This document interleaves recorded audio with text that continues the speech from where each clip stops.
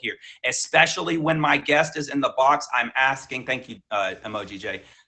When my guest is in the box, my guests are revealing and talking about personal and private information, and I expect you guys to be respectful because they are going out of their way to share some personal details and stories about their life for your benefit, for the benefit of promoting the topic of forgiveness, promoting the concept of love. So I do expect everybody to be respectful. If you aren't respectful, you will kindly be escorted out of the stream, and you can come back next time because I don't keep anybody blocked.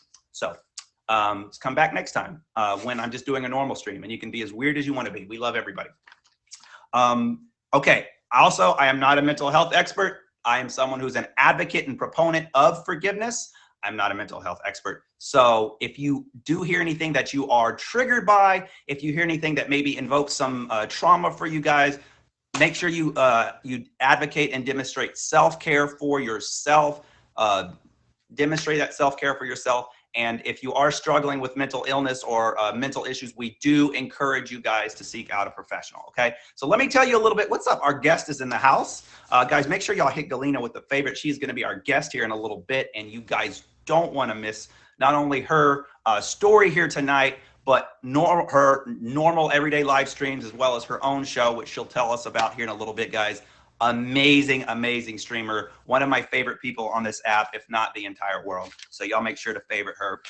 This is how the show is going to go. We're going to talk about the definition of forgiveness, as we do every week. Now, what some of my regulars, maybe more, we talk about this every single week.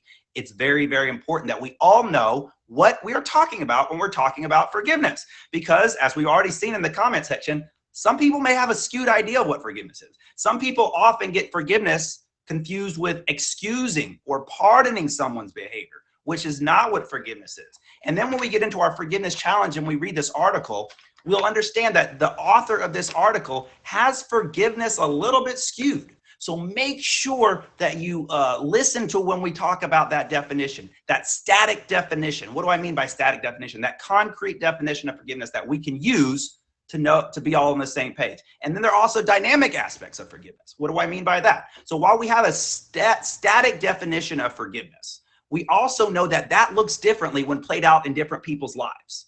When it looks different in Galena's life as it looks different in my life, in John's life, and Sally's life. That's one of the cool things about having this show.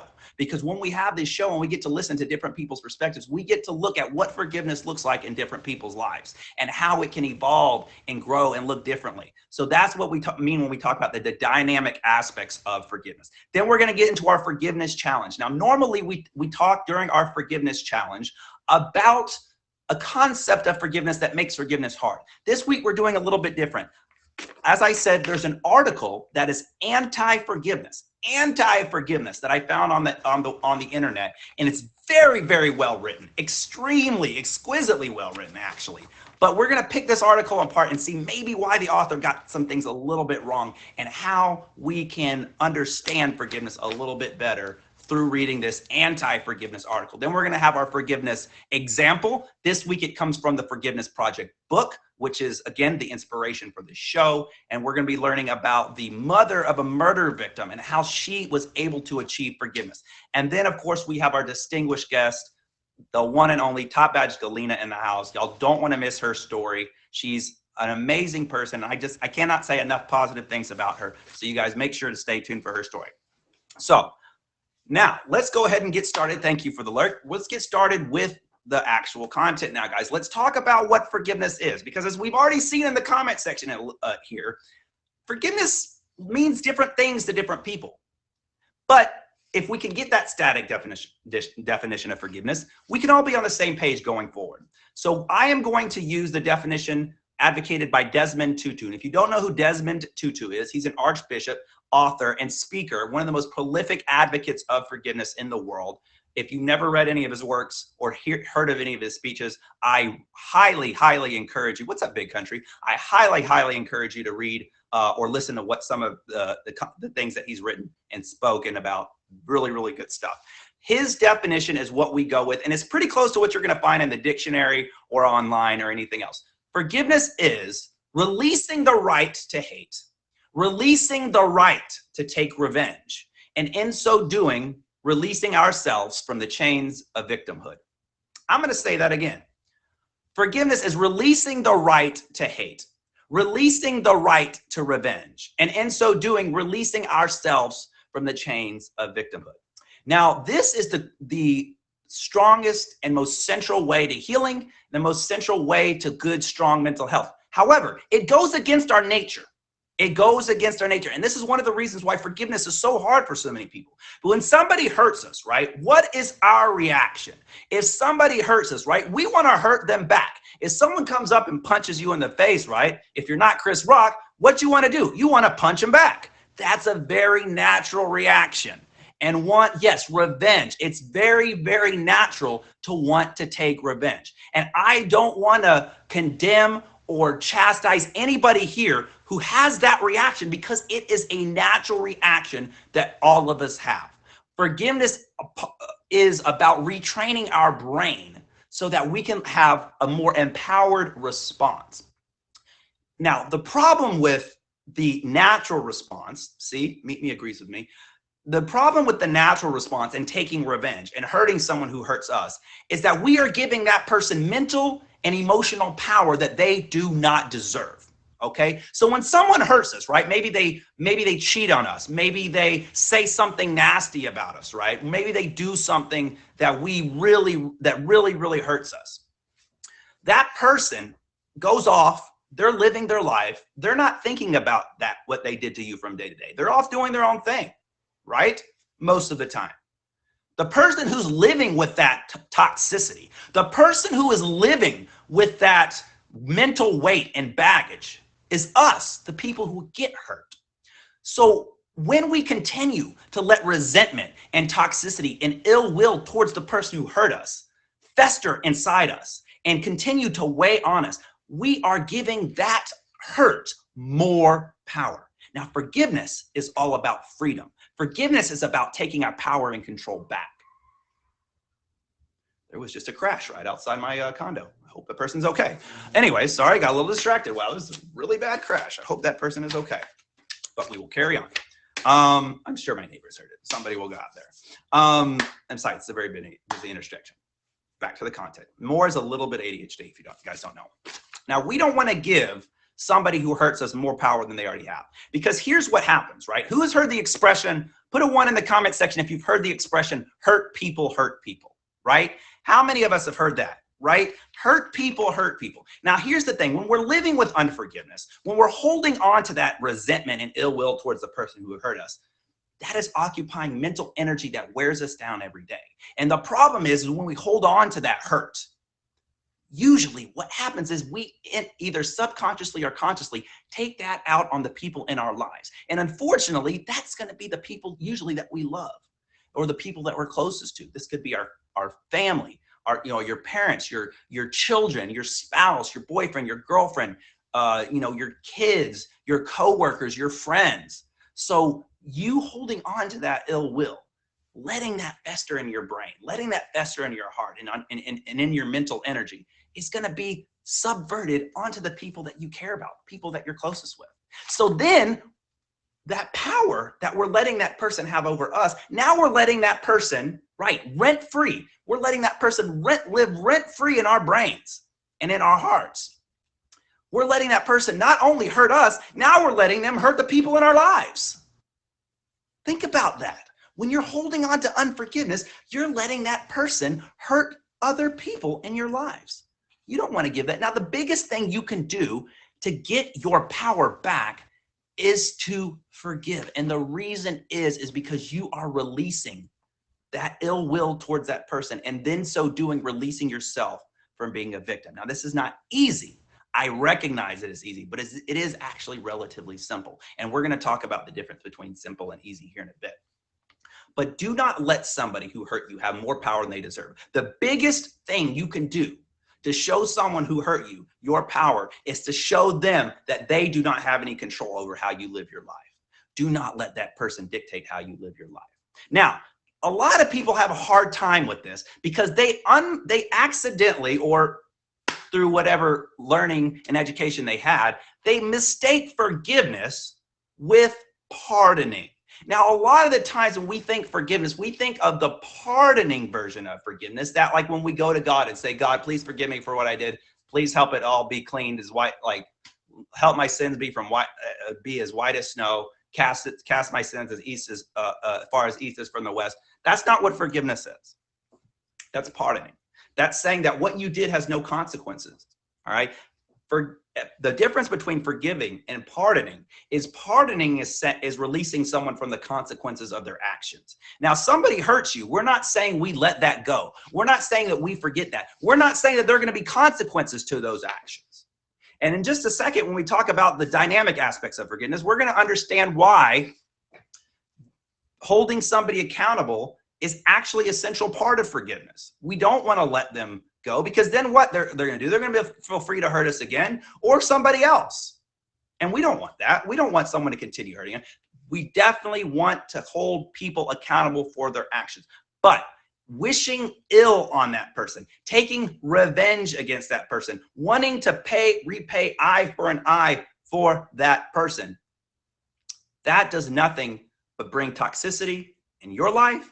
It wears you down, and it's going to subvert negative mental energy in the people that are closest to you. Don't give that person any more power than they deserve. If someone hurt you, they don't deserve any of your power. Now, when we get to let's talk about the dynamic aspects of forgiveness. Well, time out. Before I do, let me talk one more aspect of the static definition of forgiveness. If you notice, there's the word right in the definition of forgiveness. It says releasing the right to hate. I'm releasing the right to revenge. And in so doing, I'm releasing myself from the chains of victimhood. Now, why does the word right live in there? Why do we not just say releasing hate, releasing revenge? Why do we say releasing the right to hate? Because there may be those of you out there who say, okay, I'm not actively taking revenge against this person every day. I'm not actively hating this person every day, right? But if I wanted to, I deserve it. I deserve it. I deserve to do it. I may not be acting on it, but I deserve to hurt that person. The problem with that is, even if you're not acting on it, you are still allowing that person mental and emotional baggage and power in your heart, on your mind, that they do not deserve. By failing to let go of that desire to see that person suffer, you are going to continue to live with that weight on your shoulder. Don't give that person any more power than they deserve. Now, when we talk about the dynamic aspects of forgiveness, and if you're just joining us, this is Forgiveness Culture. Every week we explore the hope and peace that can be found in forgiveness, which is a central part of healing. And we're so glad that you joined us here today. The dynamic aspects of forgiveness talk about how does forgiveness look in different people's lives. Now, like I said, forgiving someone does not mean releasing them from the consequences of their action. No. We're not saying that what you did has no consequences. We're not saying that what you did is not going to have a reaction. Right? But what we're saying is we are not going to be wishing ill will on you. We're not going to be advocating suffering for you, because that is going to do nothing but bring you down. Now, when we talk about the dynamic aspects of forgiveness, we have to keep in mind that there's consequences for your action. Now, in some instances, if someone hurts us to a significant enough degree, right, that consequence could even mean jail time. If somebody assaults you or robs you, right? One of the consequences of that action could be actually going to prison. Sometimes it can mean the end of a relationship, right? Put a 1 in the comments section if you've had to forgive someone, but also had to cut them out of your life because they are no longer a healthy part of your life. Put a 1 in the comments section if that's you. I should be seeing a lot of 1s here, y'all. Wake up. Wake up. It's not that late. Wake up. It's not that late. All right, there we go. Just because we forgive someone doesn't mean that person deserves a place in our life. Or not too early in some people's case. Just because we forgive someone does not mean that they have a place in our life, right? Sometimes the healthiest thing we can do for a relationship is let it go. Right? If that person is continuing to hurt us, if that person is continuing to bring toxicity and damage into our life and not be a productive part of that life. Sometimes that is the best thing to do, but we don't have to wish ill towards that person. Keep that in mind. Just because we have to let someone go doesn't mean we have to, just because we have to let someone go doesn't mean we have to wish ill towards them. There's an expression that we talk about every week, which is just because I want to see you eat doesn't mean I want you at my dinner table. And just because I don't want you at my dinner table doesn't mean I don't want you to eat. You can release someone without wishing negative feelings on them, without wishing harm on them, and without hoping that something bad happens to them. Because again, that is negative mental energy that you are going to be subverting towards people in your life that they don't deserve that. And why should somebody else deserve negative energy because of something somebody else did? They don't. I'll answer that for you. Now, that one of the cool things about this show is that every week we hear from guests who forgiveness looks different in their life. And this week we're blessed with Galena. She's one of my favorite people in the whole world. She's going to have a great story for us.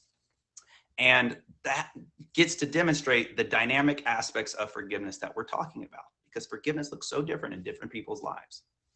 That's the cool thing. So if you're just joining us, this is Forgiveness, where we explore the hope and peace that can be found in forgiveness every week. I realize that I'm running a little behind. So I am this week's Forgiveness Challenge. If you've never seen the Forgiveness Challenge before, it's a part of the show. I don't know why I did that weird thing with my tongue. That was a little weird. If you want to see more weird things like that, join Galena's show, Cringe, tomorrow. Lots of crazy stuff like that happens. Anyways, back to Forgiveness Culture. This week, normally on the Forgiveness Challenge part of the evening, we talk about something about forgiveness that makes it difficult. But this week I had a little fun. All right. This week I actually Googled forgiveness culture to see what would come up. And when I Googled forgiveness culture, you know what one of the first results was? I saw an article that said the name of the article was "To Hell with Forgiveness Culture." And I was like, oh my God, did they see my show? No. She was actually just talking about the culture of forgiveness. And she actually wrote an article about why she feels forgiveness is harmful to society. Now, one of the things I really advocate everybody to do is always read things that go against your opinion. I don't care if it's political. I don't care if it's philosophical. One of the best ways to learn, one of the best ways to grow, and one of the best ways to increase your knowledge is to read articles, books, material that goes against your opinion. Because one of two things is going to happen when you read something that's against your opinion. Either A, you're going to be strengthened in your beliefs and you're going to make your beliefs even more solid. Or two, you might actually read something that changes your mind and gets you to expand your mind and see something different. So I read this article called "To Hell with Forgiveness Culture." And I got to say, the author, she did an exquisite job writing this. She did a fantastic job writing this. And she made some really, really good points. Now it's about 4 pages long, and I definitely don't have time to go through all this. I have like 5 minutes. But I wanted to point out a few things that I thought were poignant when it comes to her article. And so I'm going to just kind of pick apart this argument. So this is coming from the article. Forgiveness is not justice. The flaw in our cultural understanding of what forgiveness is that someone can wrong you for reasons best known to themselves. They can abuse you, they can defame you. But when you're calling someone out for being abusive, it leads to the perception that the victim is merely being controversial or argumentative or contentious. Now, what she's saying here is that forgiveness is, if we forgive someone, we can't call them out for what they did wrong. Put a 1 in the comment section if you know that's not true. Put a 1 in the comment section if you know that you can forgive someone while still calling them out for what they did wrong. Forgiveness that is her first flaw in the article. Forgiveness does not mean we cannot call out what someone did wrong. Absolutely, we should be our strongest advocates. If somebody hurts you, you need to stand up for your hurt. If you're being abused, you need to stand up against your abuser. But that does not mean, well, we seek out suffering against the people who hurt us, because that is just going to lead to more suffering. So, first flaw of her article. But again, very well written. She says, the attitude of peace, love, and good vibes is shallow and lacks meaning. It's something we use to fill up empty space without offering any kind of substance. Well, let me offer some substance to the author. She talks about the saying that we use every day. For people, advocates of forgiveness often say unforgiveness, living with unforgiveness is poisoning yourself and hoping the other person dies. She says, well, let me explain something to you, to the readers. Forgiveness must be earned. Again, a fallacy. Forgiveness is not earned because our own forgiveness is not earned. All right? It's victim blaming. When we advocate for forgiveness, we are blaming the victim. We are saying that if you don't forgive, which is, again, crazy, if you don't forgive, there's somehow something wrong with you. Now, this is something that we talk about every week on Forgiveness Culture, that if you are somewhere where you're not ready to forgive, there's nothing wrong with you. There's nothing that makes you bad because you're not there yet. We are just saying we encourage you to go down that path so you can explore your own healing. It's not victim blaming by advocating forgiveness. It's victim self-injury. Think about this for a second, guys. Let's take a girl in high school, right? And her boyfriend makes comments about her physical appearance, right? Maybe she develops an eating disorder because of this. We don't blame the girl and tell her that we're not blaming her because she develops an eating disorder. We're not doing that, but she's injuring herself by taking that hurt and turning that into something that's going to poison herself. Does that make sense? That's the same thing with unforgiveness. We're not saying that, thank you, Lily. We're not saying that unforgiveness, we're not blaming somebody because they forgive. We're saying that if they choose not to, they're injuring themselves. They're injuring themselves. We're not blaming them. We're not trying to tell them that that they're a bad person because they're not there yet. We advocate for people to seek healing. Thank you, Lily. Now, I have a lot more to go over, guys, but I'm already running over time, and I want to get to our forgiveness example. I am going to probably do this again next week, and I'm probably going to summarize this a little bit better because I really didn't have a whole lot of time to do that today, so I do apologize. But tune in next week for part 2 of that. I'm going to really dissect that a little bit more succinctly next week. So before we get to our guests, let us go into our forgiveness example of the week. Our forgiveness example comes from the Forgiveness Project book. If you haven't read it, I encourage you to pick it up. It does the same thing that we're doing, it has people who are sharing different stories, the times they forgave and how they were blessed by it. Now, this is probably the most interesting story of the book because this is the only example in the book of someone who says that they have not truly forgiven their offender. Now, this story is about a woman named Kathy Harrington. And if y'all are just joining us, this is Forgiveness Culture, where we explore the hope and peace that can be found in forgiveness. We thank you for joining us here today. We're talking about an example from the Forgiveness Project book, which is the inspiration for the show. And this person's story, her name is Kathy Harrington. Thank you guys for all the gifts. I appreciate it. Now, Kathy's 26-year-old daughter, Leslie, was murdered back in 2004. Lily, thank you.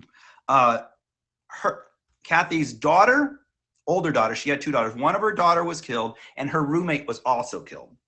And for a year, they did not know who did it. They had to actually live with this pain and not even knowing who the offender was.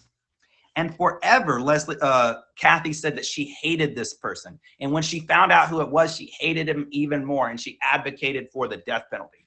But one of the things that she realized was that her advocating for the death penalty was actually coming at the cost of her own mental energy and mental wellness. Now, I am not advocating or defending or attacking the death penalty. I have mixed feelings on it myself, and I know a lot of us do. But one of the things that I found interesting is the prosecutors in her case had made a plea deal with the defendant, but they were only making the plea deal if the victim agreed to it, which at first she didn't. The plea deal was that the murderer was going to spend life in prison with no chance of parole for killing her daughter and her roommate. And Kathy said no. And for the better part of a year, she fought the judicial system to push for the death penalty. And they finally decided that they were going to do it because that was what the victim wanted. And she decided that she was going to, and they were going to do a trial. And that was the only way that she was going to be able to get the death penalty, was to put herself through the trauma of a child.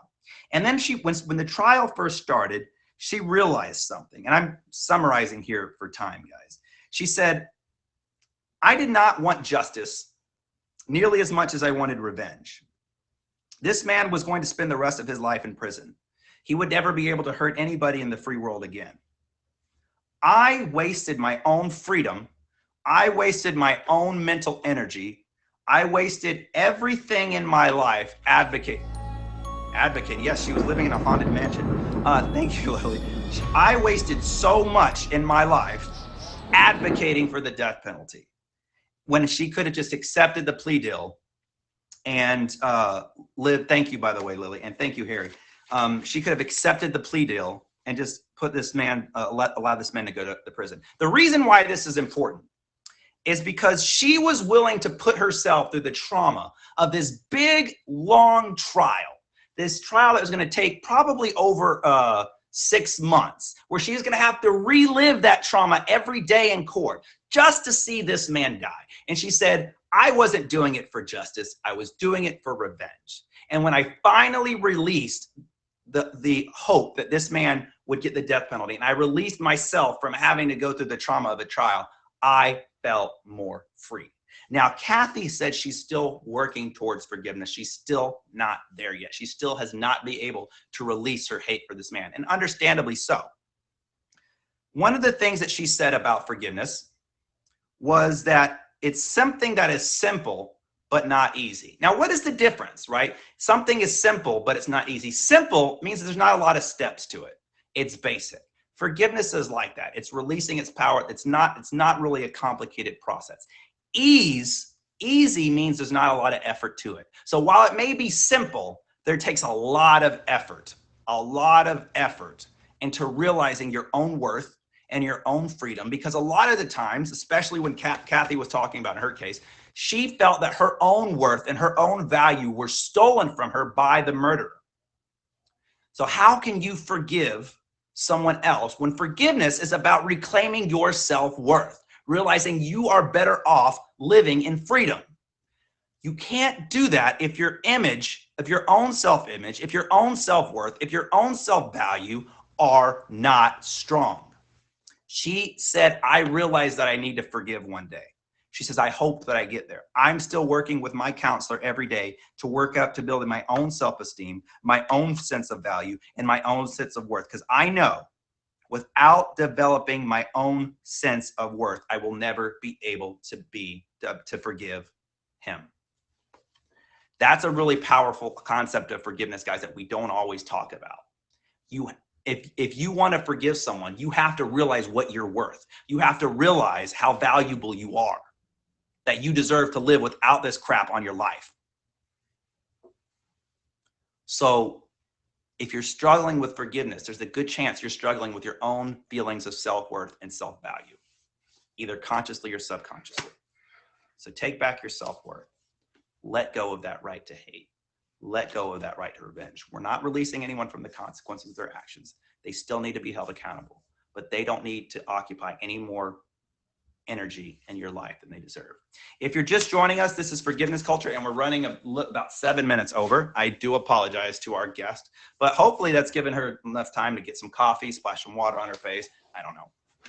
But guys, this is a show every week where we explore the hope and peace that can be found in forgiveness, and we host guests every week who tell us a story about a time that they had to forgive someone and how the benefit of that had in their life and how they're living with freedom. Because guys, remember, forgiveness equals freedom.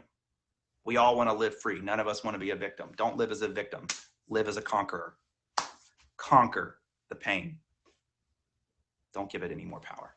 This week's guest, guys, I'm super, super excited about. One of my favorite people in the entire world. I don't know why I just talk like that. But one of my favorite, let me talk a little bit more masculine. One of my favorite people in like the entire world is our guest. Her name is Galina. And Galina, whenever you're ready, if you want to request that box, she is here. Oh, look at her, right on time. So y'all please give it up for one of my favorite people ever. Hello, Galina. good morning. Hi, Galina. Good morning, good afternoon, good evening, and good night. Guys, So yeah, I actually just woke up and it's such a beautiful bright pink sunrise that I would never see if I right? Listen, that's what yeah. forgiveness brings. Forgiveness brings the sunrise. You know, it brings that joy and the warmth. So, guys, if y'all haven't favorited Galina, please go ahead and do so. Galina, tell us, for those of us who don't know you, tell us a little bit about yourself. I'm Galina. I'm 20 years old. I'm Russian. I study digital marketing communications, and I'm pretty good at forgiveness, so I might tell you something. And what do you do here on the app? I stream. I started to stream You? just to learn just to learn English. But now it grew into something bigger, and I cannot just like leave, and I have a family here. So And she's got a featured show every Thursday. yeah, it's post for now though, but like Oh, it's it's gonna pop. be it's gonna be soon But again. I'm going to come back, and I've been a guest on the show. It's a great show. So forgiveness story. Okay, so Galina, first of all, thank you for joining us and waking up so early to be on the show. I'm very, very thankful that you agreed to be on the show. Your story involves an ex-boyfriend. Yep. Okay, tell us a little bit about it. So it always does. It started pretty good, and there was a lot of hopes for it.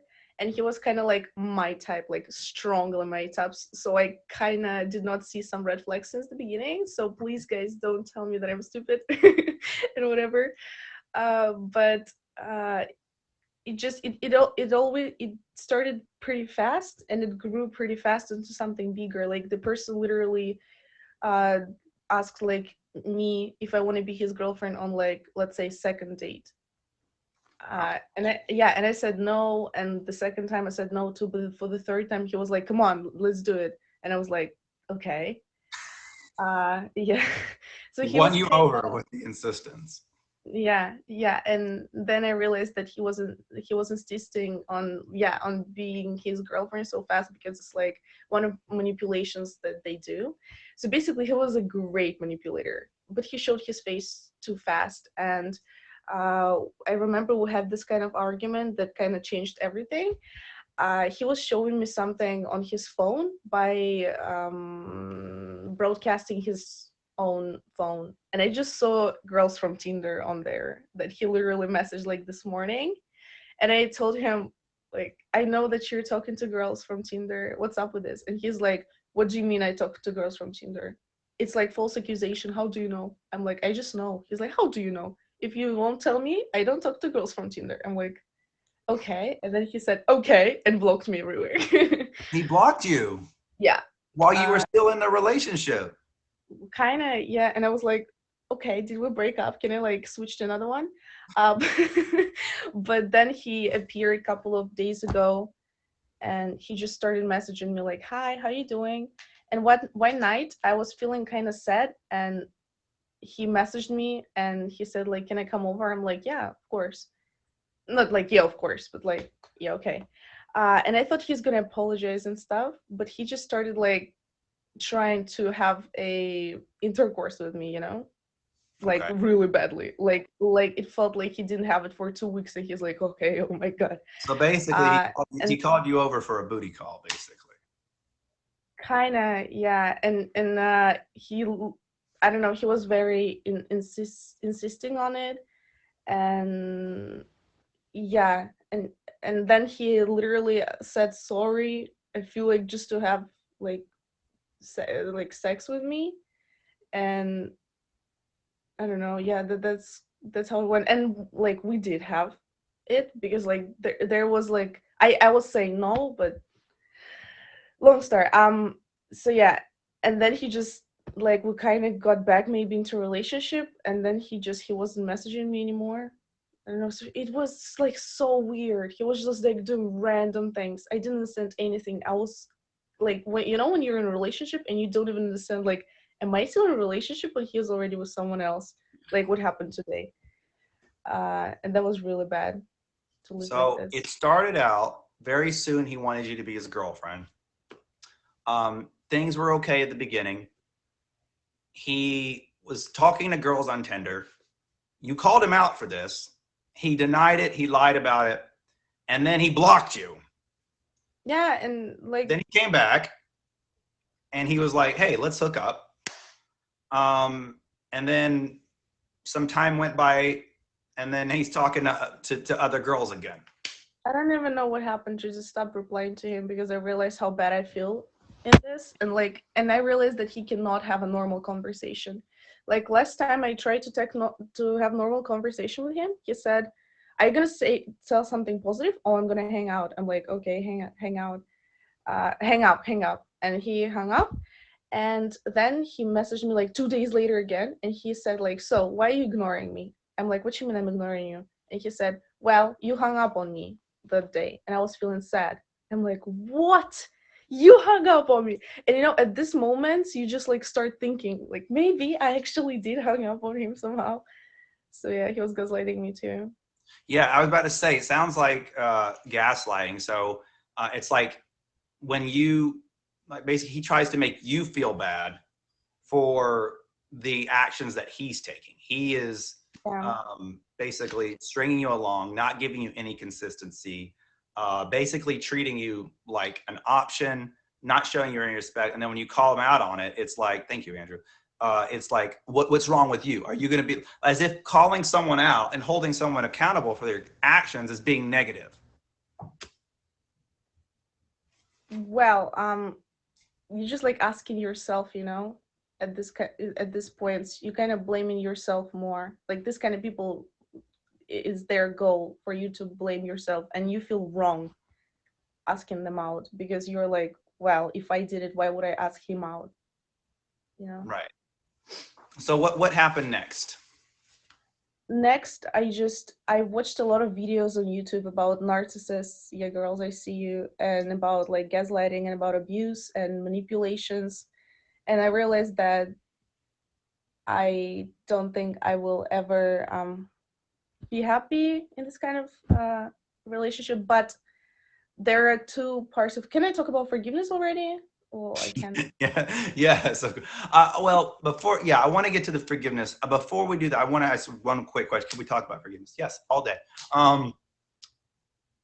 What were you before you get to the top part where you talk about forgiveness? What were your feelings towards him? Because I know that when we spoke initially, you said you had a lot of feelings of anger, a lot of really negative feelings. Can you tell me a little bit about that? Yeah. Besides cutting his testicle and off and killing Yes, all a his. feature show. It's a feature show. Feature show. Feature show. Feature show. Feature show. I will whisper. But okay, I'm kidding. Well, yeah, of course I was angry. And I was like, how can you? I'm like so good. How can you like treat me like that? And everything. I was inside myself. And the other part of me was like, well, you did some mistakes. You should fix it and you should give him like 145th chance and just like maybe work on this relationship more because like you did this wrong and this wrong. So I was I was angry at him and angry at myself at the same time. So it really put me like down, and I was depressed for a long time, and I couldn't even understand like what is wrong, because he'd never talked to me normally. He was Right. just like gaslighting me, and I didn't understand his part at all. And it's hard when like with the gaslighting and with the negative way that he taught you, it's hard when that is sprinkled with a few good memories. Like when you have a few good memories in there, sometimes we like to hold on to those. It's like, oh, we had that such a good time on this date, or I remember this time when we had this the way I felt this, and like sometimes that can almost overcloud the obvious like red flags and the obvious like you said gaslighting and manipulation. So I think through your example of what you wanted to do to him, we got a pretty good idea of how you're angry with him. So you may move to forgiveness now. Chris So Casper is on vacation, everyone. So there you go. We're good. I knew that. I knew that. That's why I said it. Well, first of all, to forgive him, first I needed to forgive myself, and I'll explain in what way. I actually realized it a couple of days ago. Like, I didn't realize it while I was doing it, but I realized it a couple of days ago when I started thinking about the show. Is he said sorry, right, before having an intercourse or whatever. But I never trusted his words, and I never forgave him at that point of life. But I was still with him, and I asked myself, why was I doing this? And I realized that I couldn't forgive myself for maybe making a mistake. I'll explain. So he's really, really, really my type, right? Besides all the manipulation stuff. Like, if he wasn't manipulating, he would be like, honestly, a very good boyfriend for me. And I was just scared of letting him go because I felt like I will blame myself if in 5 years I realized that he was actually very good for me and I should have worked on this relationship. And I knew I wouldn't let myself go. I knew that every day I would be like, oh my God, you're so stupid. You let him go, you lost him, and now you're going to stay alone till the rest of your days. And I couldn't forgive myself for making this like kind of mistake. Mm-hmm. But one day I told myself, well, if you're doing this, if you're breaking up with him and it's wrong, then you're making a mistake, but it's okay. Like, I allow you to make this mistake and you're going to be fine. We're going to figure it out together, me and Galina. And then I forgave himself, and my therapist kind of helped me in it, and she said, well, he is having all this toxicity in him for a reason. Probably he's really hurt. Probably he has very low self-esteem and he's just struggling. He will never have normal, healthy relationship, and he's gonna be unhappy till the rest of your days. Like, are you feeling sorry for him now, or are you still angry at him? And I just started feeling sorry, and I realized that his situation is kind of even worse than mine. So that's how I forgave him. And it's so interesting. We often talk about on this show how when we're struggling with forgiveness, sometimes perspective will help us. Not that that perspective excuses what they did, right? Not just because you've gone through this, he went through all this hurt himself, that gives him the right to do this stuff. But we can get a little more insight into kind of why, the reasons behind what the actions were. And let me tell people, for people in the comment section, why this is really important. When somebody hurts us and we're living with unforgiveness, we have this really strong desire, reaction to dehumanize someone. And I know you can all relate to this. Someone who really, really hurts you, we have this idea that this is a bad person. This person is like almost less than human, because how could someone do? The problem with that is that that's not healthy. Nobody is less than human. Okay, we all make mistakes. Some mistakes are worse than others. But when we can understand a little bit more about perspective, like you're talking about, we can understand, well, this person's not just doing this just because I was born to hurt Galina. That was why I was born. I was born so that one day I would hurt Galina, and now I have fulfilled my purpose. But that's sometimes how it feels. Like, sometimes it feels when someone's hurting us, like, this person was born to just hurt me. Like why did they do this? And we can understand that's not the case, and there's a little bit more to the story. Well, yeah, I kind of felt like it at first, but then, as I said, I realized, and I started watching all these videos, and it helped me too. I started understanding, like, I saw him as a person. I saw him as so my therapist always also asked me, like, close your eyes and imagine him right now as feelings that he's probably having. And I just closed my eyes and I saw a very small, almost see-through creature that was just sitting in the dark room and crying and was very lonely. And that's how I saw him, and I realized that that's what's inside him. And I started feeling so sorry for him, and I'm like, oh my God, I forgive you, just please feel better. It was like this. That's awesome. How did you, once you were able to achieve that forgiveness, how did that affect you? How did that make your life better? Well, of course, it made it better right away, and I let myself go. I realized that it is a wrong person for me, at least at this time, and I realized that I learned a lot of lessons too from him, because like when I forgave him, I could see the whole situation really, um how do I say it, like without emotions, objectively. Hmm. And I saw his mistake, I saw my mistake, I learned a lot from the situation, and by forgiving him, it let me completely walk out of this relationship and not coming back. So yeah. Yeah. Um, I'm just curious, have you had any more interaction with him kind of since you're able to forgive him? Yeah, he was messaging me. He was messaging me on Instagram because, like, as I realized, narcissists cannot just let you go, or like, and I remember during relationship, he was, by the way, like making this weird jokes that kind of were supposed to put me down a little bit, like, oh, you have such an ugly sweater today, something like this. But he was like making it in a funny way, or like, you should never like make this kind of joke. It's Mm, like stupid. mm. And he was, yeah, flex girls, flex. So yeah, but he kind of stopped doing it, at some point. He tried to be like perfect again, was talking like about things I wanted to talk about, messaging me on Instagram. But yeah, it was really easy to get back with him into a relationship, and it was really hard to just step away from like a perfect boyfriend but manipulating kind of type. uh so yeah, it was So, good that I stepped um, out. if you found yourself in a similar situation today, like let's say you started dating someone else and he was demonstrating some of those same qualities, how do you feel that your forgiveness has kind of prepared you to deal with something like that? I would see this person not as a strong human being anymore, not as healthy human being. I would say that I would see that he is um Mm, not healthy, and he's in pain, and probably he has very low self-esteem, and he's trying to make mine the same, uh like as low as his is.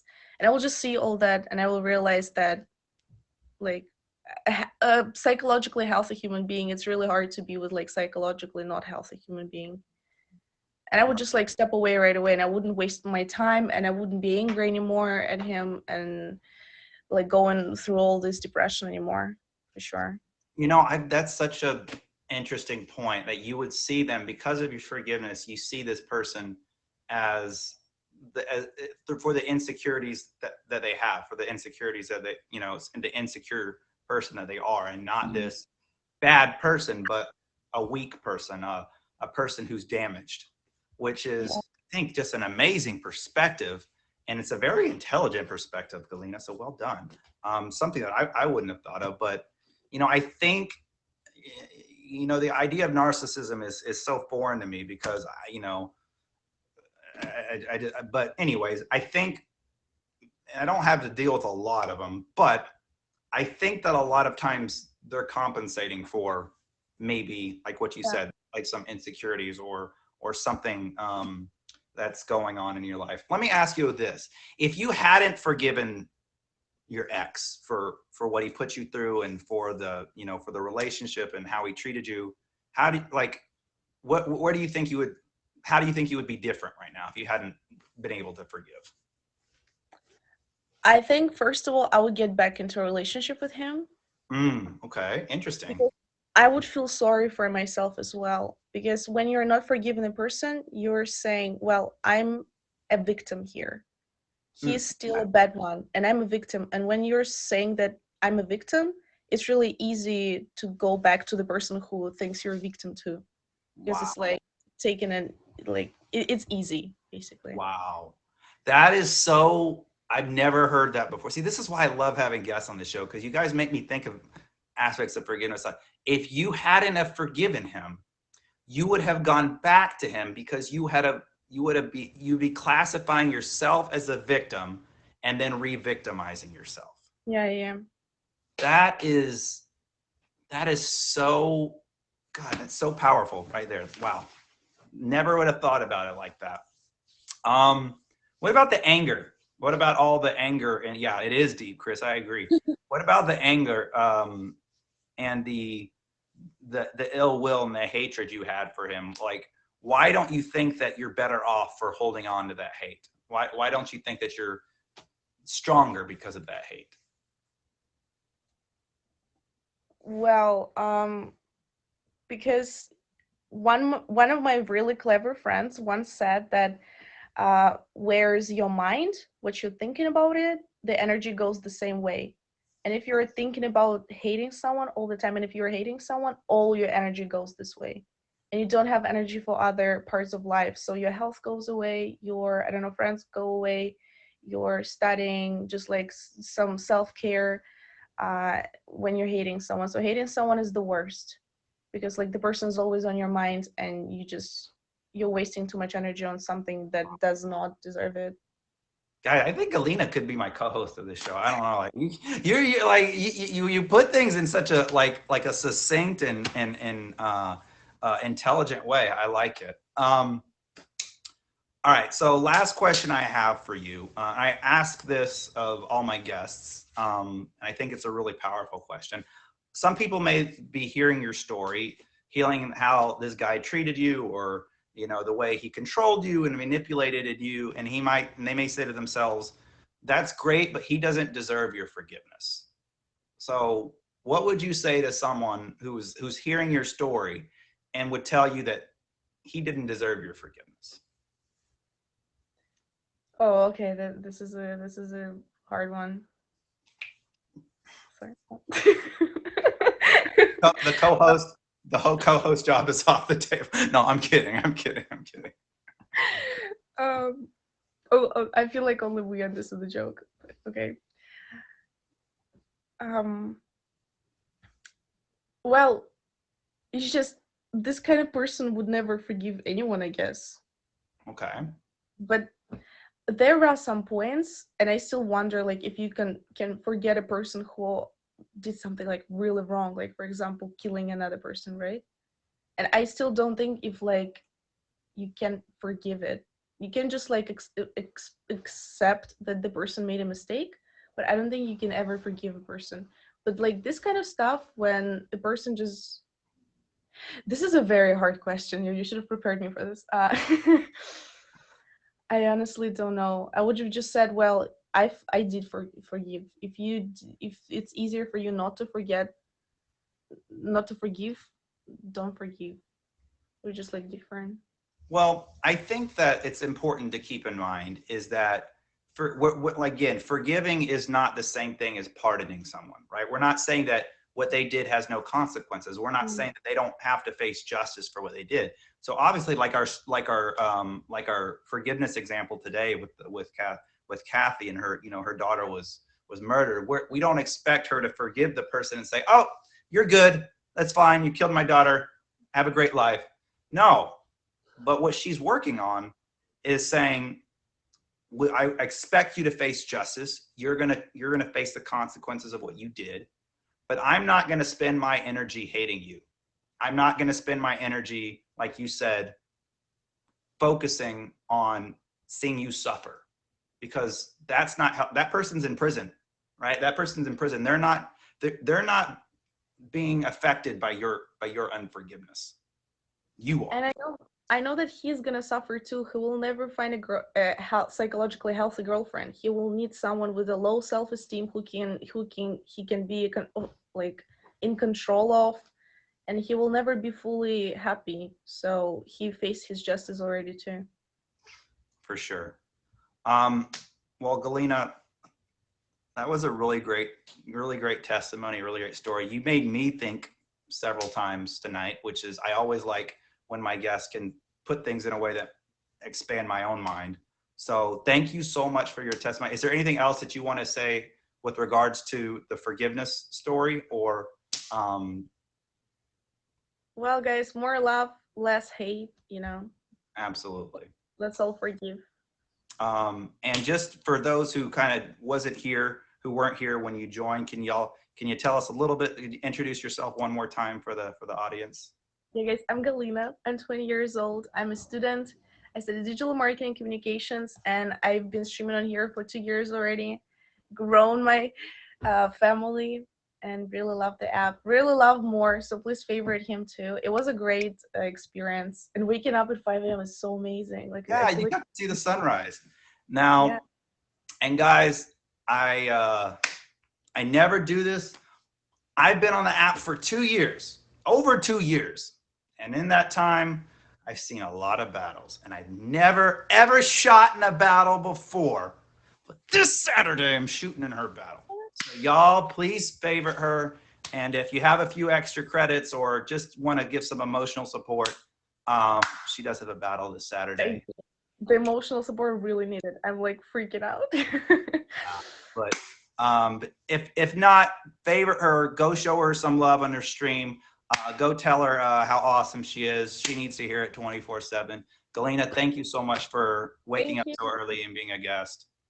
Thank you. It was fun. Bye. Bye. Guys, this was Forgiveness Culture. I hope you enjoy the show, guys. Again, make sure y'all favorite Galina, an amazing streamer. And like I said, her show, even though it's on pause, is a lot of fun. It's called Cringe, right there, the one with the hearts. Favorite her. It's called Cringe, and like basically, if you've ever seen me on a stream for more than about 10 seconds, it's basically about my whole life. All right, so just go check out her show because it's basically about my entire life, which is cringe. Anyways, this has been Forgiveness Culture, guys. If you are out there and you have a story of a time that you had to forgive someone in your life and you think that it could benefit the live community, please reach out to me on Instagram. Just hit my bio where it says More Miserables right there. Hit the Instagram link. Send me a message, and we would love to hear your story and perhaps get you on the show. Again, go to Emoji J's YouTube channel if you would like to catch the replay of the show and listen to me stutter for an hour, because we all love listening to more stutter, right? That's always a lot of fun. But this has been Forgiveness Culture, guys. I don't know why I clap so much. I was actually watching one of Emoji J's videos a couple weeks ago and watching one of my shows, and I realized like every 5 minutes I was clapping. I was like, was I like swatting like a fly, or were there gnats? Were there gnats in the house? I was just like clapping every 5 minutes, and I'm like, this is just, thank you, Miss Hawk. I don't know why I do it.